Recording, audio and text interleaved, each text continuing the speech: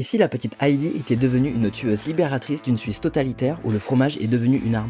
On va voir ça de suite dans une critique rapide sur Mad Heidi. Pour résumer, ça part donc de la petite Heidi qui est de retour. Pour se venger, la petite fille des Alpes, devenue adulte, part en croisade dans une Suisse totalitaire contre un dictateur du fromage mégalo, et où les intolérants au lactose sont traqués et emprisonnés. Ce film, qui mélange gore et humour absurde, est plutôt divertissant mais sans plus. Production suisse où tous les stéréotypes de ce magnifique pays sont tournés en dérision.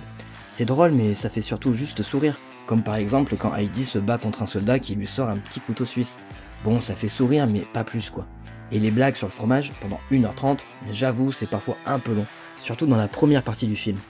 Et il faut peut-être être suisse pour trouver les blagues vraiment drôles car on n'est pas loin d'être dans une absurde carte postale réalisée par l'Office du tourisme suisse. Et dommage que la dernière partie, la partie de la vengeance, soit aussi courte et brève, mais c'est peut-être dû à un manque de moyens qui est parfois assez flagrant. Cette construction m'a fait un peu penser à Django de Tarantino. Et d'ailleurs, visuellement, on est très proche des films Greenhouse de Tarantino et de Rodriguez, surtout avec Planète Terror. Malheureusement, en moins fun, mais ça fait quand même très plaisir et ça colle parfaitement avec l'ambiance du film. Tarantino est omniprésent chez Heidi, on pense notamment à Kill Bill et même dans la musique.